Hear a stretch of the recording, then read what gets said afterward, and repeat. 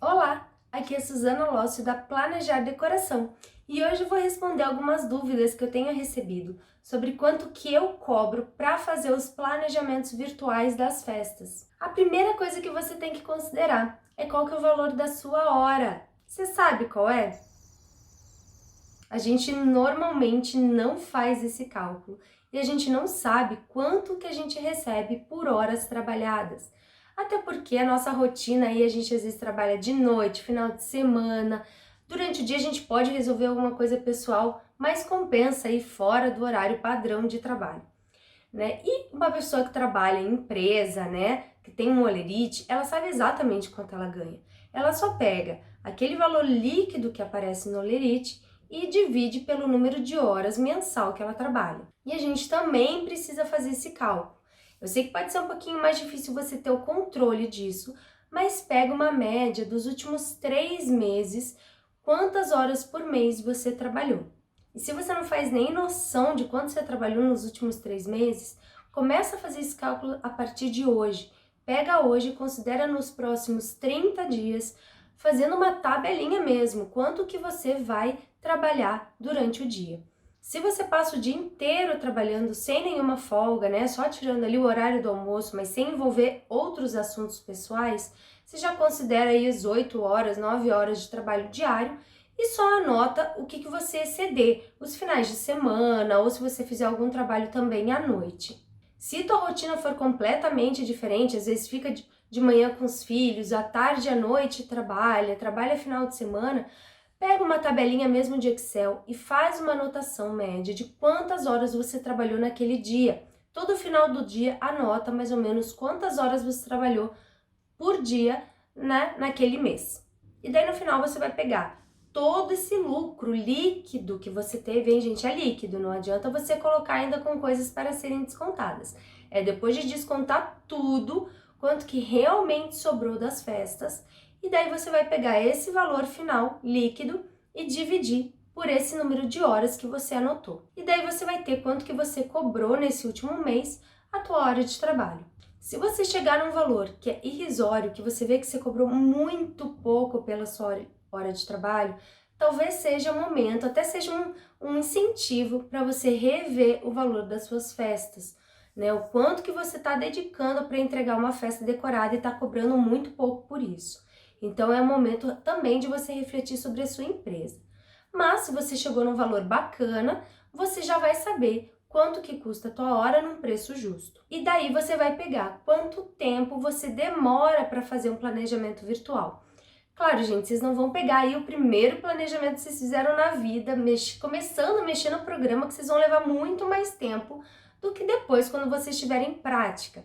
Então é legal que você já tenha mexido algumas vezes, já tenha feito alguns planejamentos, para você ter uma base certa de quanto tempo você demora para fazer um planejamento. E isso também depende muito de decoradora para decoradora, porque vai depender se você trabalha com mesas pega e monte, vai depender se você trabalha com mesas cenográficas, com muitos itens, com muitas mesas, aí, uma montagem muito grande. Se você trabalha com mini table, você vai demorar outro tempo, enfim. Cada decoradora, dependendo do seu estilo de trabalho, vai demorar um tempo diferente que a outra. E daí você faz a multiplicação. Quanto tempo você demorou versus o valor da tua hora. E você já vai começar a ter uma base de quanto você vai cobrar por esse planejamento. Mas você tem que considerar também o quanto que o seu mercado paga. Que tipo de cliente você atende, que tipo de festa você faz, quanto que eles estão dispostos a pagar por um planejamento virtual, o quanto que você agrega de valor no teu planejamento. Porque uma coisa é você fazer uma festa padronizada, sem muitos itens exclusivos, talvez a pessoa não veja tanto valor assim no planejamento virtual. Mas se você já usa o planejamento para criar muitas coisas, fazer coisas diferentes, né, abusar aí da criatividade, talvez o teu cliente vá ver sim um valor agregado maior e por isso vai estar disposto também a pagar mais caro pelo teu projeto. Então você vai ter que analisar todos esses pontos, né? A questão do valor da tua hora, quanto tempo você demora e também o seu mercado. Considerando esses 3 pontos, a gente vai ir para como vender o planejamento virtual, como que eu hoje vendo o planejamento. Eu tenho 4 formas de vender ele. O primeiro é quando ele está dentro do meu pacote de mesa decorada. Então, como dona Capricho Festas, né, que eu tenho a empresa de decoração, eu coloco o planejamento virtual dentro de um pacote maior, porque, enfim, eu executo, né, eu planejo, mas eu executo aquela festa, eu monto, eu desmonto. Então, o valor do planejamento, ele entra dentro de um pacote. E daí depois tem outras 3 formas que eu trabalho o planejamento virtual. 2 delas é com decoradoras. Eu faço parceria com decoradoras em que eu vendo para elas o planejamento virtual. Então, no primeiro tipo, né, de venda que eu faço, é quando ela me traz todas as informações da festa. Ela vai me trazer o painel, quais mesas, toda a decoração que ela vai utilizar, paleta de cores, se vai ter arco de balão, se não vai, o estilo que vai ser esse arco. E ela também me manda um esboço, desenhado à mão mesmo, de qualquer jeito, só para me dizer onde vai cada coisa. Então, a posição das mesas, onde vai a mesa 1, onde vai a mesa 2, onde vai a decoração no painel. Eu pego tudo isso e transformo num desenho profissional, em escala, dentro do programa. E apresento para ela aí uma forma profissional dela mostrar a festa para cliente. Então, eu não tenho processo criativo nessa forma de venda. Ela me traz tudo pronto para eu realmente profissionalizar aquele desenho dela e aquelas ideias dela, né? Então, nesse meu valor de planejamento virtual, ele é mais barato, porque afinal eu demoro menos tempo, porque ela já me traz tudo mastigadinho, e eu também não tenho meu processo criativo nesse tipo de venda. Então, fica um valor mais em conta para a decoradora. A segunda forma que eu trabalho com decoradoras é quando eu já entro um pouco no processo criativo da festa dela. Então, eu vou dar um exemplo que aconteceu agora bem recentemente. Uma decoradora pediu uma ajuda, porque ela estava assim, sem tanto tempo hábil para montar aquela festa. Então, ela me trouxe o painel que ela ia usar, ela me trouxe as mesas que ela ia usar e me trouxe a paleta de cores da festa e, claro, me contou um pouquinho do briefing que a mãe tinha passado para ela da festa, né? O que ela estava esperando daquela festa.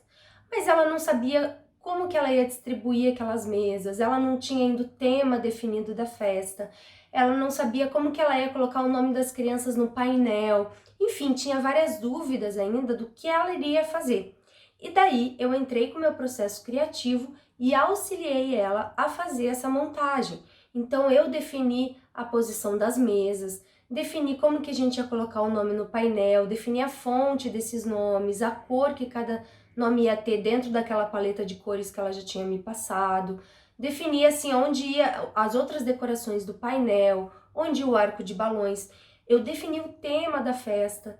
Então eu entrei com um processo criativo complementando aquilo que ela já tinha me trazido de informações. Então, nesse caso, eu cobro um valor maior do que aquele pacote que ela me traz tudo pronto, até porque eu gasto mais tempo e também envolve o meu processo criativo, né? Tudo que eu já estudei, tudo que eu já pesquisei sobre festas. Então, fica um valor um pouco mais caro para a decoradora. E a terceira forma que eu trabalho já é com o cliente final, já é com a mãe festeira que quer fazer a festa do filho.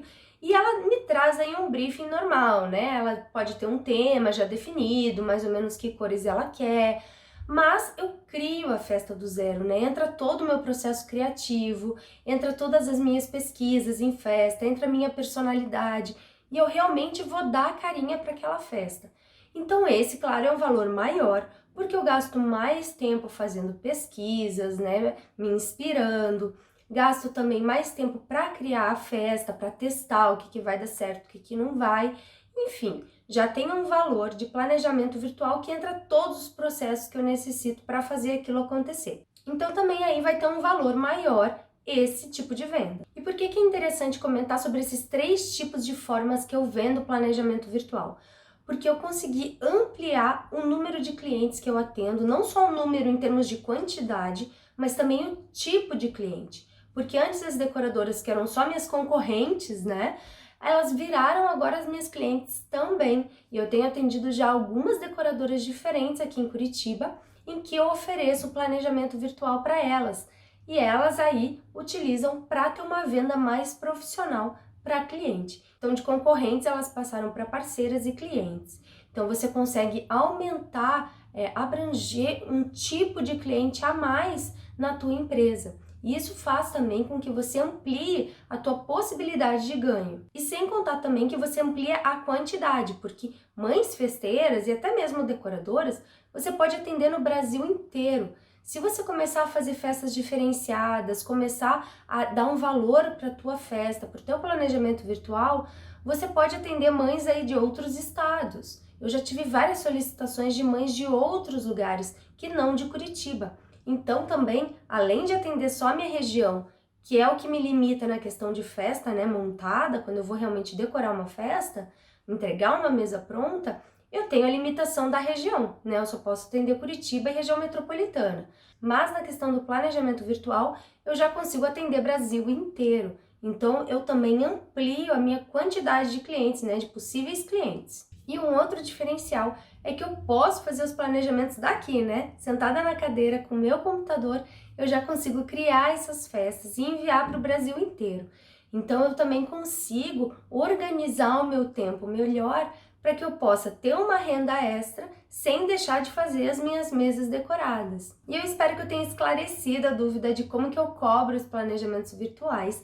Caso tenha ficado alguma dúvida, coloca nos comentários aqui embaixo, pode me mandar mensagem no direct, Insta, Face, enfim, tem vários meios aí pra gente conseguir conversar.